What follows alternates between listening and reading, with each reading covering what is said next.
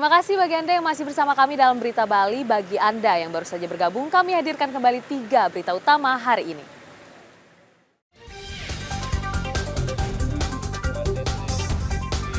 KTT G20 di Nusa Dua Badung resmi ditutup dan menghasilkan deklarasi pimpinan atau komunike.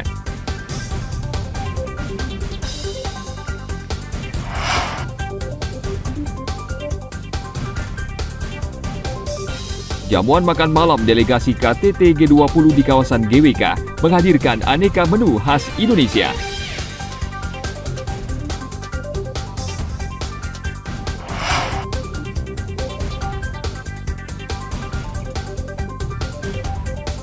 Konferensi tingkat tinggi G20 membawa berkah bagi sejumlah pedagang kaki lima di Nusa Dua.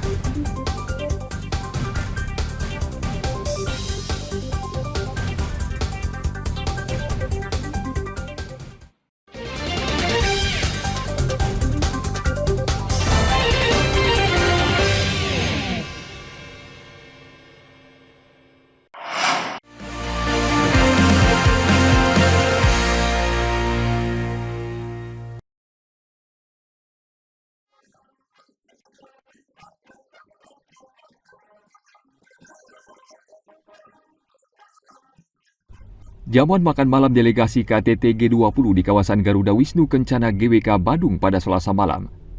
Langit dan cuaca Bali yang cerah menggambarkan kehangatan Bali menjamu para tamu delegasi KTT G20. Presiden Joko Widodo beserta Ibu Iriana yang mengenakan pakaian adat Bali menjamu para pemimpin negara G20, organisasi internasional, dan undangan lainnya. Hampir semua pemimpin negara G20 hadir pada jamuan makan malam tersebut, kecuali Presiden Amerika Serikat Joe Biden yang mendadak batal hadir. Para tamu kompak menggunakan pakaian batik yang merupakan pakaian khas Indonesia. Para delegasi KTT G20 disuguhi beragam menu makanan dari berbagai daerah, mulai Bali, Jawa, Sulawesi Utara, Lampung, Sumatera Barat, Sumatera Utara, hingga Aceh. Sedikit berkelakar, Presiden Jokowi memberi peringatan agar para undangan tidak kepedasan.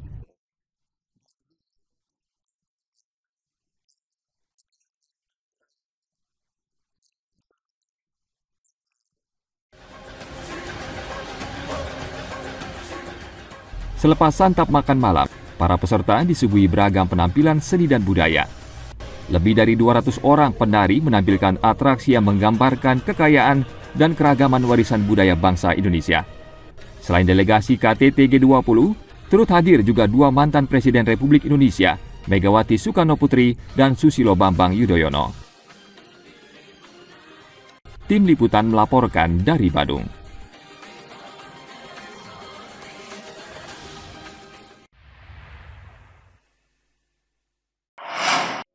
In addition to hosting a wealth of biodiversity, this park hosts a number of sites of special religious and cultural. Rabu siang, Presiden Joko Widodo mengajak para pemimpin negara G20, organisasi internasional, dan undangan lainnya meninjau Taman Hutan Raya Ngurah Rai Denpasar.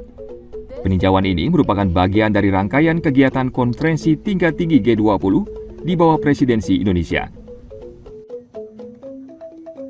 Setelah penyambutan, Presiden Jokowi mengajak para pemimpin untuk bersama-sama berkeliling di area Tahura Ngurah Rai. Presiden dan para pemimpin kemudian menanam bakau bersama di area yang telah disiapkan. Penanaman bakau ini merupakan simbol komitmen bersama para pemimpin dunia untuk mengatasi perubahan iklim serta melestarikan lingkungan.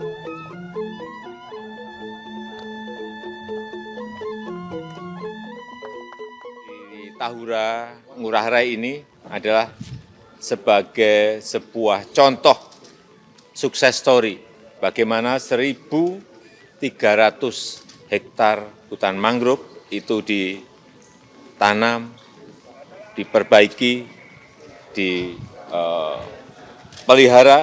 yang ini sebelumnya adalah area tambak ikan, area yang terabrasi, kemudian sekarang menjadi rumah bagi 33 spesies mangrove, spesies pohon mangrove yang juga ini menjadi rumah bagi lebih dari 300 fauna seperti ikan, udang, burung, monyet, ular, semuanya bisa hidup di hutan mangrove. Ini sekali lagi adalah wujud konkret Indonesia dalam perubahan iklim. Oleh sebab itu, tadi saya sampaikan, Indonesia mengajak anggota negara-negara G20 untuk berkolaborasi, bekerja sama dalam sebuah aksi nyata untuk pembangunan hijau, pembangunan ekonomi hijau yang inklusif.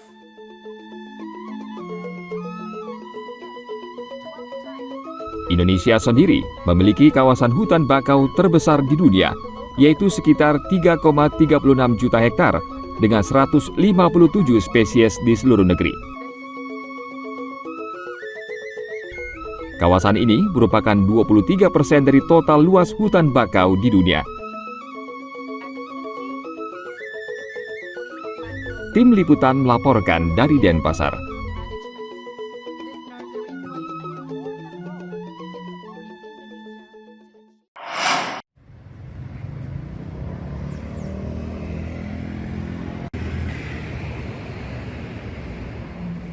Selain personil TNI dan Polri, pengamanan KTT G20 di Bali juga melibatkan petugas keamanan adat atau pecalang. Sekitar 200 pecalang diterjunkan di kawasan Tuban hingga Nusa Dua selama pelaksanaan KTT G20. Pecalang dari masing-masing desa adat dikerahkan untuk mengamankan KTT G20 mulai dari mengawasi jalan yang dilewati delegasi hingga aktivitas masyarakat di sekitarnya. Pecalang juga berjaga di sejumlah titik yang dekat dengan jalan yang ditutup. Petugas desa adat ini juga memberikan informasi jalur alternatif saat penutupan jalan selama KTT G20.